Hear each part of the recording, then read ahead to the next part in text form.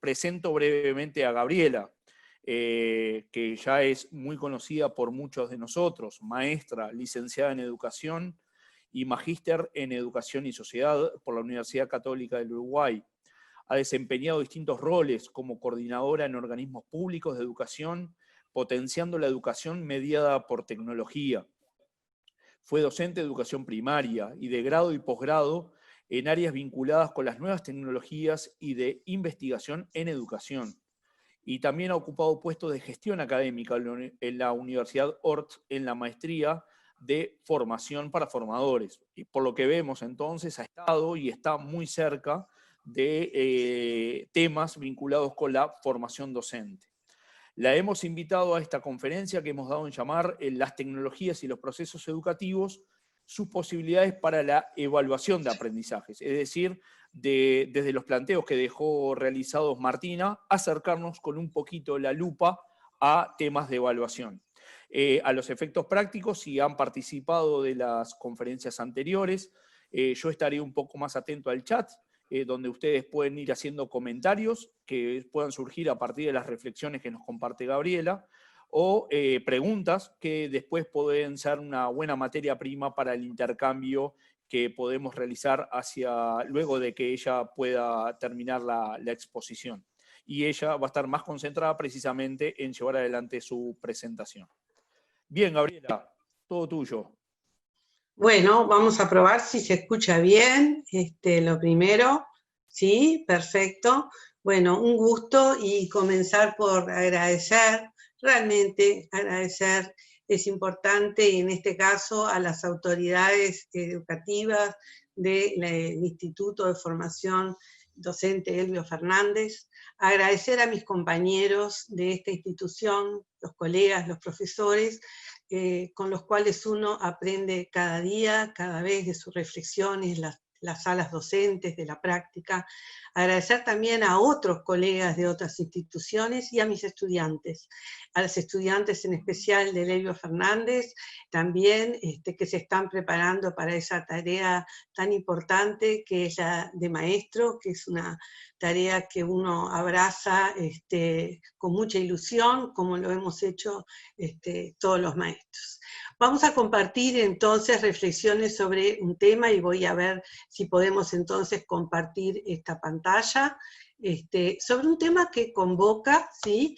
Y que de alguna manera es un recorte, obviamente, el que vamos a hacer, ¿sí? de este gran tema, porque es un punto de cruce, ¿verdad?, entre las tecnologías, los procesos educativos y las posibilidades para la evaluación. Es un tema enorme, ¿está? Pero de alguna manera, así como enorme, bueno, uno va a tratar de dejar las reflexiones que le parecen de repente más interesantes para compartir en esta instancia. Quiero empezar por decir algo personal. Esa imagen que aparece a la derecha de la pantalla que estoy compartiendo, es una imagen que me acompaña hace mucho tiempo. Y lo interesante de esto es que yo he ido cambiando mi percepción sobre esa imagen y la metáfora que esa imagen me convoca. En una época yo miraba esa imagen, que también la he ido modificando un poco, y pensaba en Magritte, y pensaba en las ventanas que se abrían, y pensaba en la escuela, y pensaba en que la escuela tenía que estar mucho más cerca de la vida que ocurría afuera. Hoy la miro y veo el cielo y veo las nubes, ¿tá? Y le di la forma de una pantalla. Y me pregunto, y eso es parte de la reflexión que quiero compartir con ustedes hoy, si no es momento también de resignificar el espacio y el concepto de aula, ¿sí? ¿Dónde está el aula y qué es lo que la conforma? ¿Cuáles son las interacciones y las presencias que allí tienen lugar y que conforman realmente un aula de aprendizaje? Entonces, empezar este recorrido, a mí fue empezar a pensar en marzo, y de marzo parece que hubiera pasado una vida. Por lo menos esa es la sensación que yo tengo. El marzo que nos tocó vivir este año, está cerca, pero está lejos también en el tiempo.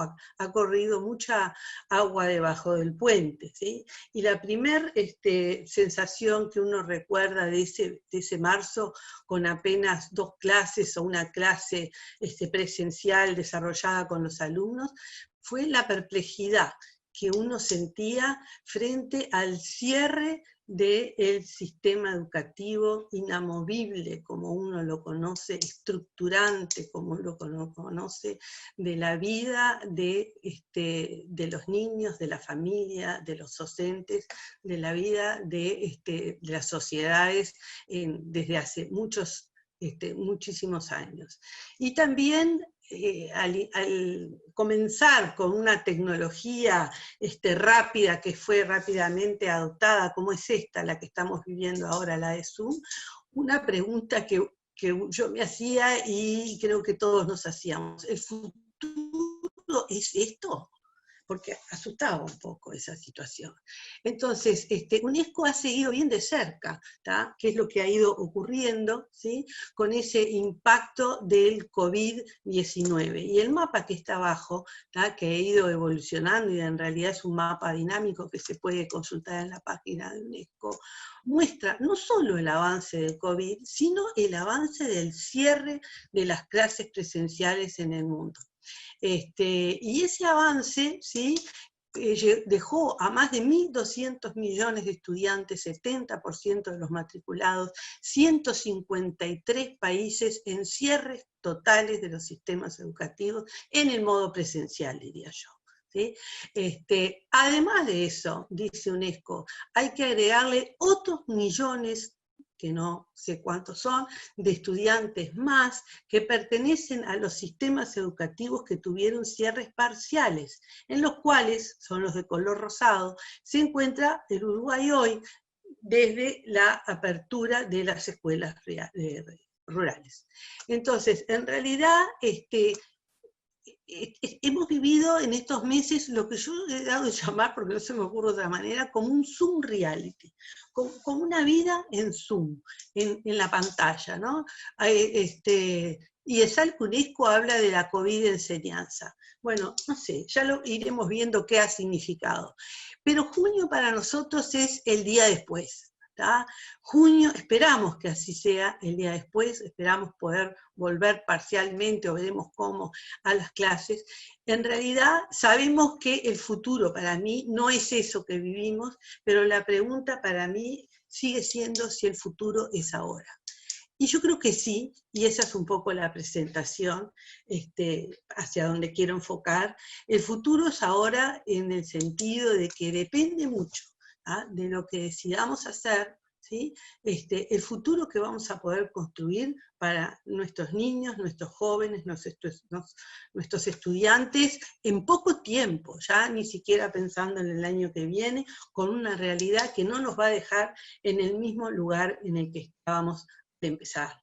Entonces, uno puede reflexionar sobre las tecnologías y los procesos educativos. Y sobre las tecnologías en un sentido, podríamos tomarlas en un sentido amplio o en un sentido más estricto, en este caso las vamos a tomar como tecnologías digitales. Ante la crisis de presencialidad, yo creo que se hizo más visible algunas cosas que ya hace mucho tiempo las veníamos hablando, ¿no? No solo más visibles, sino vivenciables, diría yo, ¿no? El tema de la ubicuidad de las tecnologías digitales, el potencial, en realidad eso pasamos a vivirlo desde otro lugar. Socializar, trabajar y aprender en base a tecnologías digitales, con todo lo que eso comporta para el mundo entero. O sea, el trabajo en modo home office, la educación en modo pantalla de Zoom o plataformas educativas. Y los riesgos, ¿no? Ahí están los impactos, ¿sí? Pero también hay riesgos, ¿sí? Riesgos que nos hablan de brechas, viejas y nuevas. Brechas en el acceso, brechas en el uso y brechas en el aprovechamiento de esas tecnologías digitales. ¿Por qué? Desde mi punto de vista, las necesidades son cambiantes, son históricas también. Entonces, no es la demanda que estamos haciendo, ¿sí?, de acceso a dispositivos, ¿tá?, y acceso a conectividad en este momento, es mucho mayor, de alguna manera, de la que hacíamos o requeríamos para usar estas tecnologías en forma complementaria a la presencialidad. Hoy o nos conectamos o perdemos el contacto con la vida como está ocurriendo ahora. Entonces, acceso no es uso y uso no es aprovechamiento.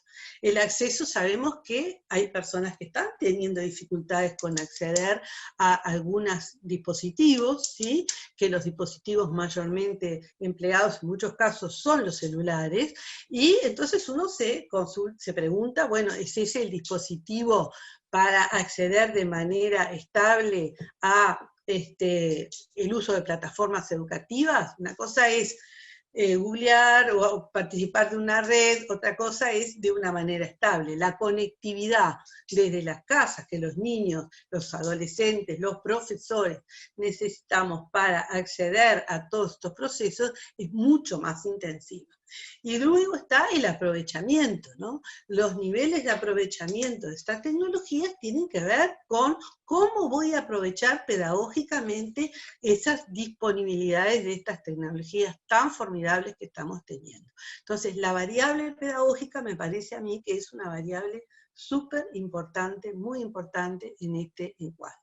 A su vez, ante la crisis de presencialidad, bueno, está claro, ¿no? Disrupción brusca de las operaciones del sistema educativo de siempre, que está basado en la presencialidad. La tecnología de base de este sistema educativo al que queremos tanto es la presencialidad. Y convengamos que es un sistema educativo que estaba también manifestando algunos inconvenientes, ¿está?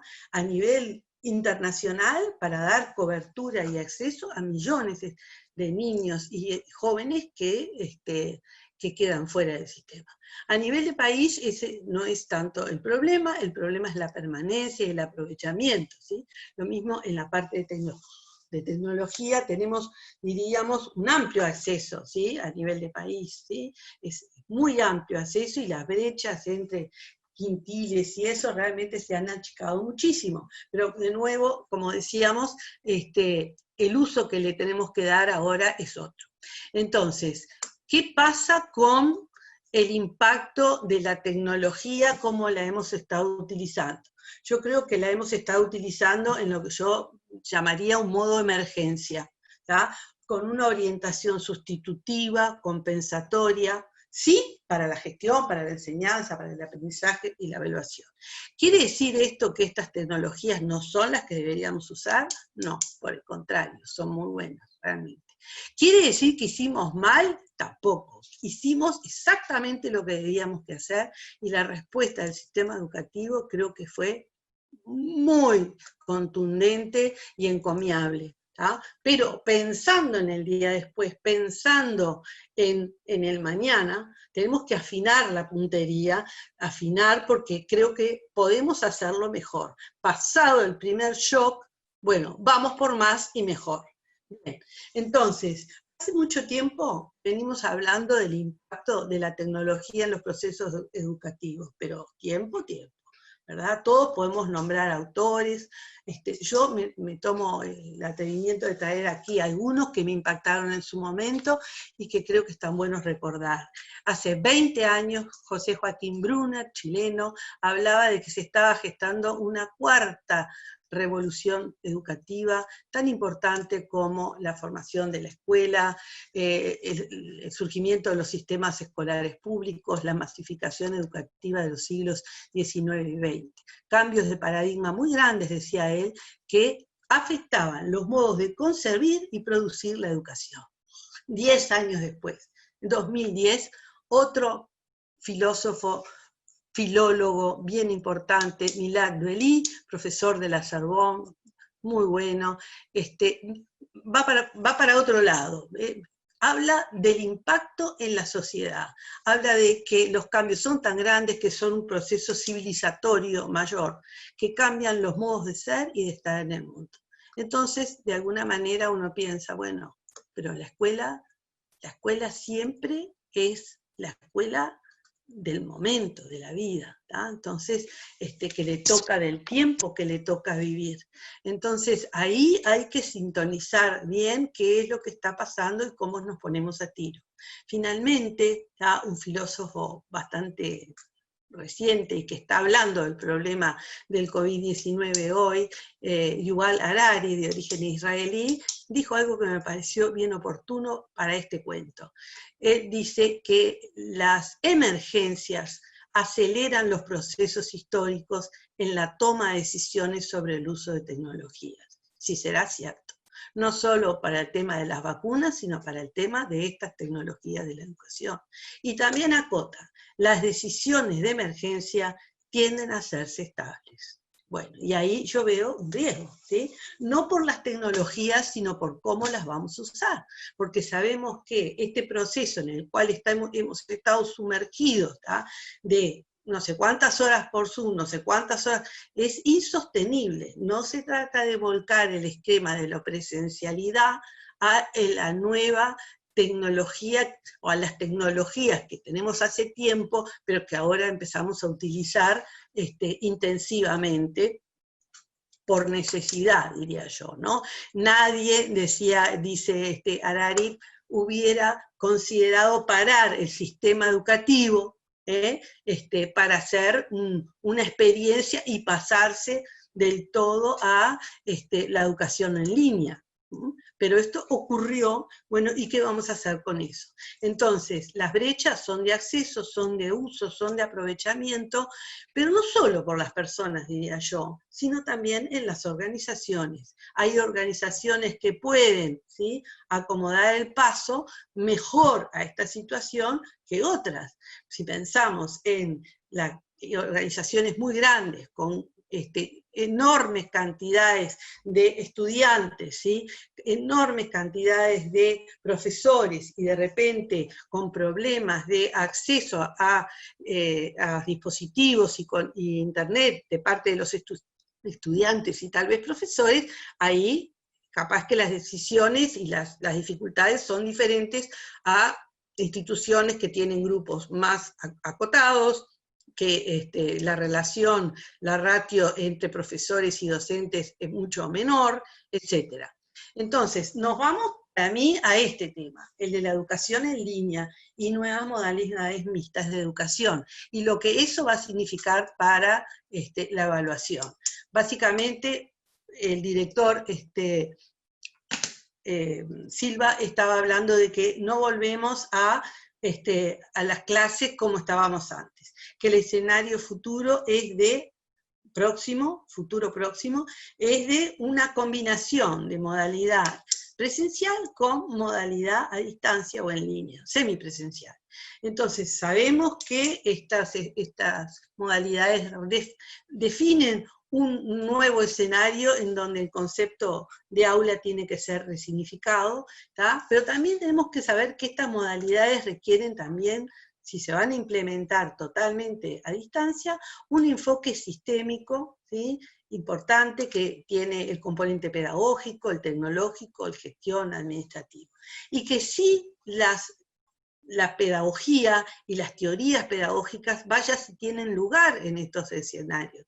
Realmente podemos profundizar, no es el momento hoy, pero podríamos profundizar en los modelos de organización, de modalidades de enfoque más conductista, cognitivistas, modelos socioconstructivistas, o modelos conectivistas, ¿sí?, como el que mencionaba, por ejemplo, Martina, ¿sí?, con muchos pedagogos de punta que están señalando, en donde la interacción es en redes abiertas y no en aulas y grupos, ¿tá?, con mucha interacción entre el docente, con los estudiantes, entre los estudiantes y con los materiales. ¿Ah? Habrá que ver entonces qué orientación sirve mejor para las distintas realidades, los distintos públicos, las distintas edades. Pero la pregunta central para mí ahí entonces es, ¿qué creo que es el conocimiento? ¿Cómo creo que se aprende? Esa es la pregunta 1 que uno debe de alguna manera comenzar por preguntarse. Y relacionado a eso viene, sin duda, la evaluación, ¿sí? Y bueno, ¿qué es evaluación? Bueno, sabemos, ¿tá? Es emitir un juicio de valor sobre criterios que previamente han sido establecidos, sobre conocimientos, habilidades, procedimientos, competencias adquiridas, etc. ¿Cómo funciona? Bueno, hay que producir evidencias. Eso es un aspecto central, sobre todos esos procesos que hemos señalado, que tienen una función social importantísima, que supone la certificación y la acreditación del estudiante, y que tiene obviamente esa función pedagógica insustituible, que es la de servir como herramienta y estrategia para el aprendizaje. Yo creo que esta modalidad nos da la posibilidad de potenciar esa función específica de la evaluación con la función pedagógica, sin descuidar la función social de acreditación y certificación. Y vamos a ver por qué. Por supuesto están los diferentes momentos, la evaluación diagnóstica como punto de partida, la evaluación formativa que tiene, ya sabemos, esa misión de ajustar la enseñanza y conocer de alguna manera la progresión que lleva los estudiantes en la adquisición, el desarrollo de esos conocimientos, y la evaluación sumativa. Pero ahí va una flecha y quiero destacar esto, ¿no? Que en estas modalidades y en la modalidad presencial también, es importante, ¿sí? Pero cobra más importancia en la modalidad en línea, explicitar los propósitos y los criterios de evaluación.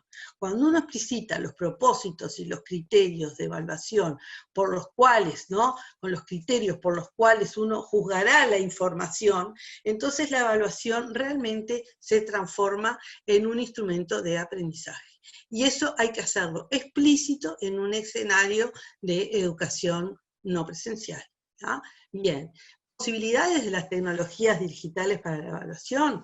Bueno, como verán, no me alcanzaría la página para poder anotar, pero a riesgo de nombrar algo, diría que organicé la información, ¿sí? Cada cual después esto queda, lo podrá mirar, en 3 columnas. Como básicamente todos estamos utilizando plataformas de educación a distancia, ¿tá? En el Uruguay casi todas las organizaciones privadas y públicas, ¿tá? A las cuales muchas veces le hemos sumado esta otra tecnología o similares que estamos viendo, por la cual estamos reunidos hoy, ¿sí? Las plataformas de educación a distancia tienen un conjunto de funcionalidades que son muy, muy relevantes para la evaluación. Como primera medida, recordar, ¿no? Que el registro, que la actividad del estudiante queda registrada en la plataforma. Entonces, a partir de eso, ¿sí? Se genera un conjunto de herramientas que se llaman de gestión, que podemos decir que son de gestión pedagógica, que nos dan información, casi todas las plataformas la tienen, algunas no, información sobre, muy importante, por ejemplo, sobre accesos. ¿Qué tanto la persona accede o no accede, los estudiantes acceden o no acceden, al curso durante una semana, por las unidades de tiempo que quiera? ¿tá? ¿Qué tanto participan? ¿Sí? No solo cuando acceden y entran, sino cuando escriben, cuando hacen algo en esas plataformas. ¿tá? Desempeño, de acuerdo a cómo lo fui considerando, y fue el docente mismo registrando. Eso partido, si se quiere, cruzado con variables de tiempo. ¿Qué tanto acceden a determinados recursos? ¿tá? ¿Qué tantas consultas realizaron? ¿Qué tantas descargas? ¿tá? ¿Qué tantas repeticiones o intentos hicieron para resolver tal cosa? Además de todo eso, están los calendarios de actividades, la calendarización de actividades, la posibilidad de retroalimentar, muy importante, dar feedback sobre los procesos, la variedad de recursos multimedia que me permiten usar, videos para evaluar, toman un video y en base a ellos armar una actividad, herramientas de colaboración. Otra segunda columna en donde está un listado de herramientas específicas, ¿tá? Desde cuestionarios, quizzes, rúbricas, trabajo en foros armados por grupo o por equipos. Y después empezamos a mezclar esto más videoconferencia, defensas orales por videoconferencia, presentaciones de trabajo por videoconferencia, portfolio, posibilidad de abrir cursos para los estudiantes de formación docente, ¿tá? Para que hagan práctica, ¿sí? Allí, porque estos estudiantes también de formación docente, obviamente, van a tener que hacer prácticas en aulas presenciales o posiblemente en escenarios no presenciales. Así que esa también es una posibilidad. Y todavía uno le puede agregar muchas otras herramientas que si de repente no están en las plataformas, están en otros lados, mapas conceptuales, videos que puedan generar los alumnos, infografías, manuales, gráficos animados, simulaciones, etcétera, etcétera, etcétera. O sea, esto está ahí, ¿sí? Muy bien. Entonces, sin embargo, hay algunos problemas. La gente está preocupada, ¿sí? Por básicamente cómo se valida, y creo que con razón, porque es un problema, cómo se valida la honestidad académica y cómo se acredita la identidad del estudiante en escenarios online. No es una pregunta menor. Estamos acostumbrados a trabajar en la presencialidad, donde fulano entra, presenta su carnet. Estamos hablando, bueno, en una escuela uno los conoce, ahora estamos hablando de liceos muy numerosos, estamos hablando de educación terciaria, universidades, ahí son cientos de estudiantes y hay que presentar carnet. Entonces, ¿qué están haciendo? ¿Qué está haciendo la gente hoy, no solo en Uruguay, sino fuera de Uruguay? Bueno, diferentes respuestas de las instituciones de educación superior. Por ejemplo, exámenes, estrategias que se están implementando hoy. Exámenes orales por videoconferencias que resultan grabadas. Exámenes prácticos por videoconferencias o por plataformas. Resuelven casos, pruebas, escritos online. Algunos dicen que con tiempo acostado y cronometrado, trabajos finales de producción con defensa oral o videoconferencia. Bien, ¿qué desafíos plantea esto? ¿Cómo se está controlando todo esto? Bueno, por un lado, señalan que se pueden utilizar sistemas de registro, ingresos con usuario y contraseñas en 2 pasos, como a veces se usa hacer con el celular y la computadora. Por supuesto, se usa software antiplagio. No, te bajo. Bien. Ahí. Software antiplagio. Eso es un software muy utilizado por todas las instituciones de educación superior, media, algunas.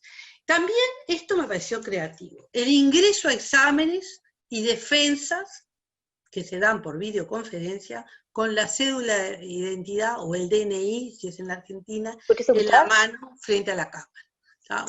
Una manera rápida que encontraron de identificar o acreditar que la persona es quien dice ser. Pero básicamente, más allá de todo esto, para mí lo que verdaderamente importa es lo último, que es el compromiso de integridad académica y autoría. En realidad creo que eso es parte de la educación que debemos dar, ¿tá? Es generar, ¿sí?, la responsabilidad por lo que se hace, e incluir, de hecho ahí a la derecha hay una pequeña imagen de una nota de autoría que estamos incluyendo en los trabajos de asignatura, que mis estudiantes, por ejemplo, estuvieron haciendo en modalidad online, ¿no? En donde el estudiante dice que se compromete a que lo que hizo fue hecho por él para esa materia, ¿tá? Y que intentó seguir o siguió todas las reglas de producción de trabajos académicos que uno enseñó. ¿tá? Que lo logre o no lo logre, no sé, pero ahí está su compromiso, ¿tá? De lo que hizo. Eso es importante. Y ya cerrando, ¿sí? me vino ahí un ataque de creatividad y descontracturación, y pensé un poco en este círculo, y la pregunta es, ¿cómo organizo, ¿sí?, el diseño del aprendizaje, ¿sí?, en estos escenarios. ¿Por dónde empiezo? En la época en que yo aprendí a ser maestra, en realidad yo recuerdo que nos decían, esto es el currículum, estos son los contenidos, ¿no? A partir de esos contenidos tú haces una planificación, ¿sí? Trabajás, ves las actividades que vas a hacer, bueno, todo eso, y en realidad eso suponía que ocurría tal aprendizaje, ¿sí? Y se planificaba la evaluación, y la evaluación quedaba ahí en el último lugar, ¿sí? En realidad creo que esto sigue presente en muchos casos, ¿tá? No me atrevería a decir cuántos, pero esa forma de pensar no es que no funcione, funciona, ¿tá? Pero también tampoco es la única, ¿tá? Y hay otras maneras de pensarlo. Y creo que estas modalidades llevan necesariamente a pensarlo de otra manera. Entonces, si miramos ahora de esta forma, de repente, en primer lugar, y esto es un poco el mensaje, ¿tá? Si nosotros nos concentramos en pensar, ¿tá?, en el conocimiento que quiero que se logre, y me pregunto, ¿qué deben conocer estos estudiantes, estos niños, estos adultos? ¿Qué deben comprender? ¿Qué deben saber hacer? Imagino y me respondo eso. Esa pregunta, ¿tá?, nos lleva directamente a los objetivos de aprendizaje, ¿sí?, a los resultados esperados que queremos lograr. Al finalizar la formación queremos que se logre tal cosa, ¿sí? Y eso está siendo cada vez más concreto, lo estoy pudiendo expresar más claramente. Y eso sin duda está entrelazado con la evaluación, ¿sí? Ya ni siquiera casi que tengo que pensarlo, está unido. Y la pregunta que me tengo que hacer es, ¿qué evidencias de aprendizaje voy a negociar conmigo mismo primero? ¿Tá? ¿Qué estoy dispuesto a reconocer como evidencia de que los aprendizajes que me propuse lograr, que los chicos, los adultos pudieran desarrollar, lo lograron? ¿Sí? Entonces, esa es una pregunta que tenemos que responder y tenemos que encontrar los indicadores que me den esas evidencias. Por supuesto, ahí está el lugar de la retroalimentación, que es sustancial para que todo este proceso tenga sentido. Entonces, si tengo las evidencias en mente, ¿sí?, bueno, ahí vienen las estrategias. Entonces, con las evidencias en mente, pienso las estrategias, puedo pensar las actividades de aprendizaje que sean auténticas, que estén acotadas, que estén relacionadas también con el tiempo posible y con la modalidad que se puedan llevar adelante. Es una manera de pensarlo diferente y es una manera que pone a la evaluación casi que en el centro de la propuesta educativa. Se torna en una propuesta de aprendizaje verdaderamente, ¿sí? Por supuesto que también la acreditación buscaremos oportunidades para hacerlo, pero también nos da cierta esperanza de que hay cosas que pueden cambiar. Esto es producto, a su vez, de la teoría también de la educación a distancia, de la educación en línea, y también y de la pedagogía general, y es un aporte de las personas que han estudiado en profundidad y desarrollado experiencias también durante estos primeros 20 años del siglo XXI en el trabajo con estas modalidades. Entonces, oportunidades y desafíos para el día después, ¿sí?, para que está próximo, ¿verdad? Entonces, obviamente que todos sabemos que hay nuevos escenarios para la educación, ¿sí? Los estamos vivenciando, tenemos que ver hacia dónde queremos conducirlos, ¿ah?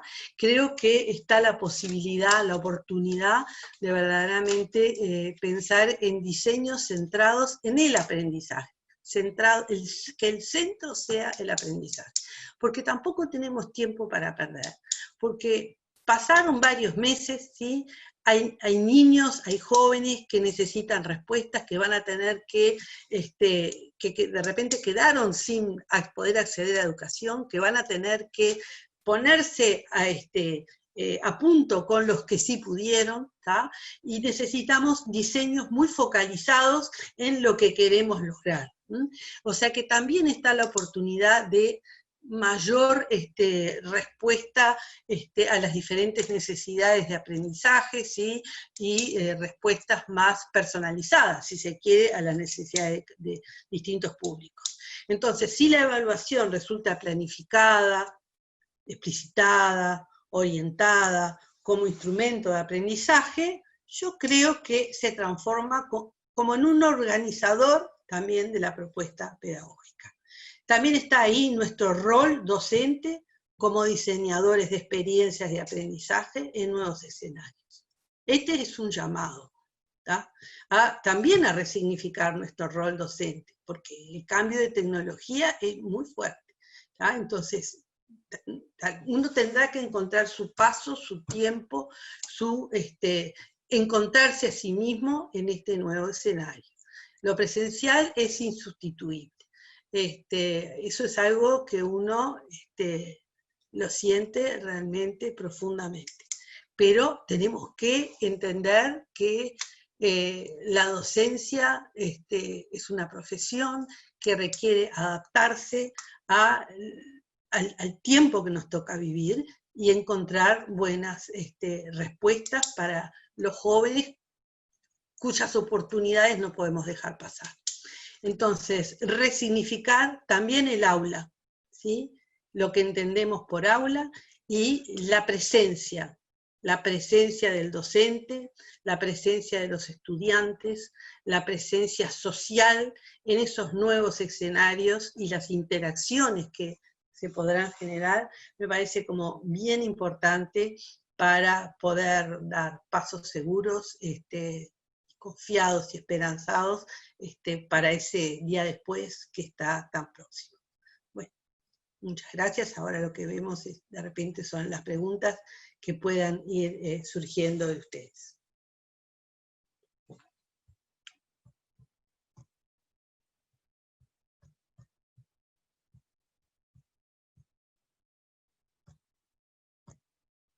Muy bien, Gabriela, muchas gracias por los planteos que nos ayudaron a seguirte mientras íbamos pensando en varias de estas cuestiones.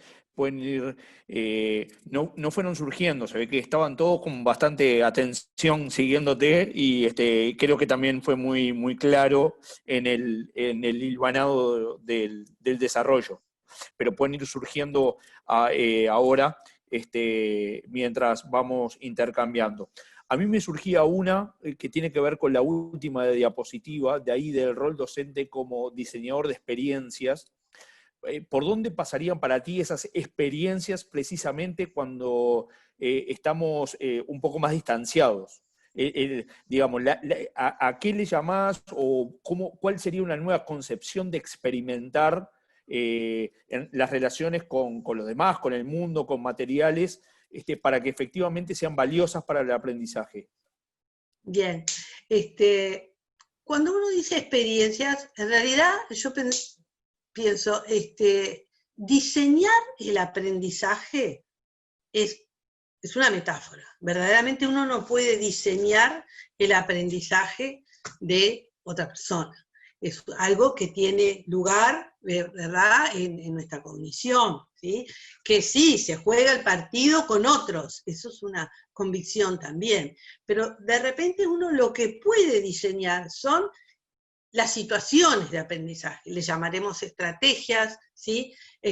Pero esas estrategias hoy, con estas multimedias que tenemos y estas posibilidades, son también experiencias de aprendizaje, porque, digamos, la interacción, ¿sí?, entre el docente, entre el estudiante, entre los propios estudiantes y con los contenidos, se da en otro espacio diferente al que normalmente trabajamos en el aula presencial, ¿verdad?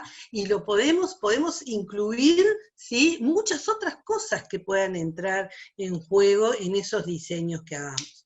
Lo que sí me pregunto es, o convoco a pensar, es de que realmente no todo lo que trabajamos en un escenario de educación presencial es trasladable a este escenario en donde yo no logro ver en este momento a todos los participantes que están, para empezar. Es importante darse cuenta de eso, ¿no? Cuanto más son, cambian un poco las reglas, cambian mucho las reglas de juego. Entonces, no todo es trasladable tal cual, ¿sí? Entonces, si vamos a utilizar la modalidad, me parece que tiene sentido, ¿sí?, elegir muy bien las estrategias, ¿tá?, de enseñanza que voy a utilizar, ¿tá?, los espacios de aprendizaje que voy a plantear, las actividades que voy a proponer, porque no tengo todo el tiempo del mundo, ni van a estar todo el tiempo los chicos metidos ahí. Entonces eso obliga a una mayor selección, y yo diría que mucha puntería a la hora de priorizar de nuevo, ¿tá?, qué es lo que quiero que se aprenda de acá, ¿tá?, cuáles son los objetivos de aprendizaje que nos proponemos, cómo es que, qué evidencias voy a tomar de que eso se logra, y una vez que tengo eso medio claro, del desarrollo de la actividad, ¿tá?, que es el eje de la propuesta que desde siempre hemos trabajado, ¿verdad? Solamente que tal vez la pongo en otro lugar, ¿tá?, porque cuando se planifica todo un curso a distancia, online, realmente todo tiene que, para una modalidad que sea totalmente virtual, o con mucho componente online, todo tiene que estar planificado de antemano, ¿sí? Todo, cómo se va a evaluar, cuál es el calendario de actividades, qué es lo que se va a hacer, cómo es que voy a comunicar las cosas, qué tipo de comunicación voy a tener, por qué manera por qué lado voy a canalizar la información administrativa, cuáles son los espacios de interacción social que se van a abrir para las personas, cuáles son las actividades que se van a organizar en cada módulo de trabajo. Todo está de alguna manera previsto de antemano. Entonces, es un desafío también para el docente, ¿sí?, el ponerse o el pensar en el diseño del trabajo de esta manera, ¿tá? Te En sumo mi dos preguntas. caso, sí, no, quería comentar, que en mi caso, que hace años que trabajo con esto, yo estaba dando un curso presencial, ¿sí? O sea, utilizaba la plataforma educativa de esta institución como complemento de la actividad presencial, ¿sí? Y eso no es lo mismo que pensar todo el curso para que corriera de otra manera. Entonces, yo también tuve que adaptar, ¿sí?, la planificación, algunas partes de ellas por lo pronto, a el trabajo en esta modalidad. Y me parece que ese es un nuevo escenario para el docente. Te acerco un par de preguntas que algunos participantes están planteando allí en el chat. Ya que son dos, te la hago juntas, aunque son bien distintas. ¿Cómo quedaría la educación inclusiva en esta modalidad? Y a tu modo de ver, ¿qué es lo que deberían conocer nuestros alumnos? ¿Qué es lo que deben saber hacer? ¿Cuál es el mundo, para qué mundo los preparamos, digamos? Bien, bueno, educación inclusiva. A lo largo de la charla, en realidad lo que traté de ver es que tenemos que tomar en serio los problemas de acceso a estas tecnologías para la funcionalidad que le queremos dar. O sea, problemas de acceso, de uso y de aprovechamiento. Obviamente, como decía, las necesidades van cambiando, ¿sí? Tenemos una posición privilegiada en el contexto internacional, bien, pero si vamos a ir a un escenario de uso intensivo de esta modalidad para todo el sistema educativo, bueno, tenemos que ver en qué situación están, de alguna manera, las familias, ¿verdad? Para poder hacer uso intensivo de conectividad a Internet cuando hay 3 niños, cuando el padre utiliza la máquina para trabajar porque está también en la casa, cuando acceder a no hay espacios capaz que específicos para poder trabajar, hay que compartir con los tiempos de la familia, hay todo un tema allí que se abre, que plantea más interrogantes que respuestas, ¿no? O sea, la inclusión es también un objetivo móvil, ¿sí? Si creíamos que una vez que se logra se va a permanecer, va a estar dada para siempre, erramos el punto. Cambian las situaciones sociales y la inclusión siempre va a ser algo a tratar de lograr. En este momento tenemos que atender a que todos puedan acceder a estas tecnologías y que todos puedan acceder a hacer aprovechamiento, uso de eso. Y no solo las personas, sino las organizaciones. Inclusión para mí también significa eso. Inclusión va a significar también que los estudiantes que resultaron con más vulnerabilidades, ¿tá? Frente a este proceso de COVID-19 que estamos viviendo, aquellos estudiantes que entre un 30 o un 40% de la matrícula de educación primaria pública o media en general, perdieron contacto según uno lee, ¿tá? O escucha de las autoridades, bueno, ahí tenemos un problema, ¿sí? Ahí tenemos que, de hecho, los maestros están absolutamente hasta yendo por las casas, buscando estrategias, distintas alternativas, ¿no? Pero quienes perdieron el contacto, hay que reenganchar ese contacto, ¿tá? Inclusión va a ser tener también respuestas para ellos. Inclusión va a ser también tener respuestas para quienes se quedaron pedagógicas, para quienes esto no les funcione tampoco tan bien, ¿sí? Por distintos motivos, ¿tá? O sea, cada subsistema, cada organización tendrá que ver cómo se expresan los problemas de inclusión educativa en su organización. Yo creo que no es una respuesta única para todos. De hecho, la idea de inclusión que tiene también es que lo que quiere lograr es escuelas más inclusivas, organizaciones más inclusivas, ¿no?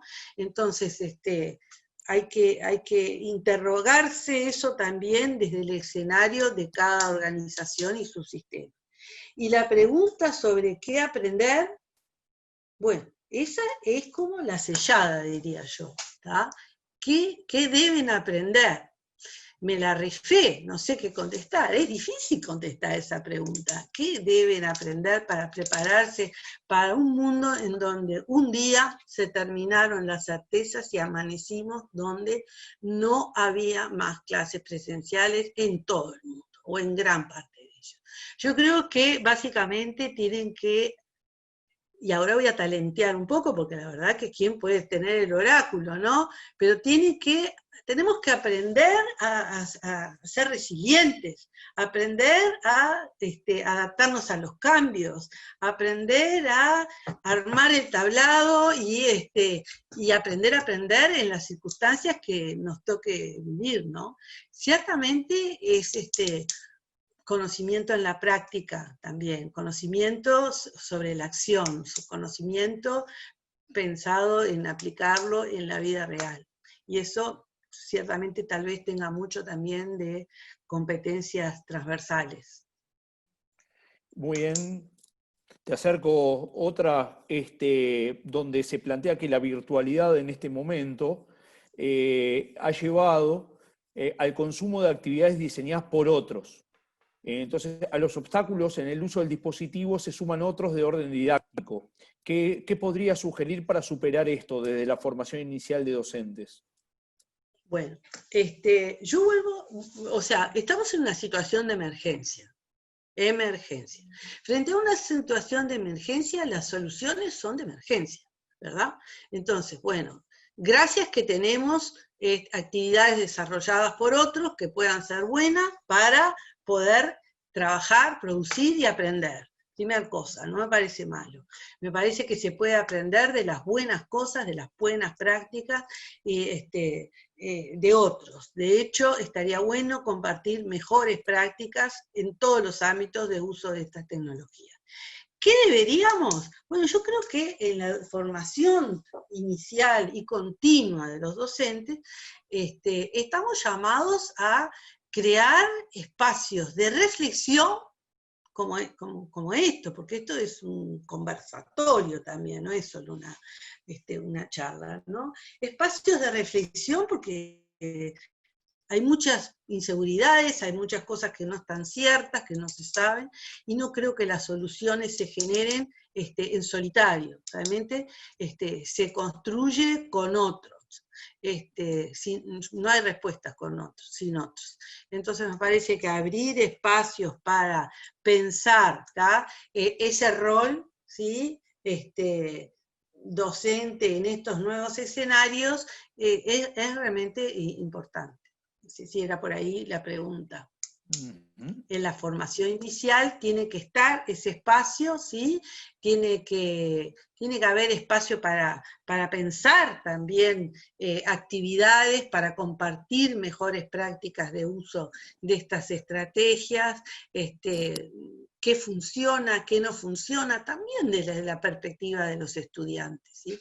Si a veces los estudiantes sentían, de acuerdo a informes, ¿verdad?, que uno ha consultado, por ejemplo, de INED de hace pocos años, sobre las percepciones de los recientes maestros, por ejemplo, recientemente egresados, y que decían que no estaban preparados para enfrentar la práctica.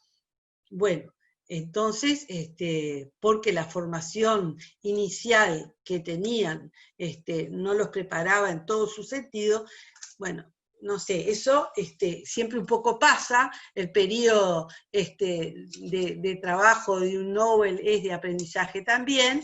La incertidumbre ahora en el egreso frente a estas circunstancias también va a ser mayor. Entonces, el mantener vivos foros en donde haya encuentros, ¿por qué no virtuales también, ¿no? De paso, para compartir experiencias, compartir preguntas, me parece muy importante. De hecho, lo que la institución, Álvaro, está haciendo, al compartir eso, es más o menos esa idea. ¿Puedo hacer una consulta? Sí, claro. Sí. Yo escuchando, yo soy directora de escuela y me gusta mucho trabajar con tecnologías, y venía pensando que sí, que lo ideal sería este sistema híbrido, ¿no? Donde los niños pueden de pronto 2 días, ahora a partir del lunes, estar en la presencialidad y el resto de los días ser monitoreados desde la virtualidad.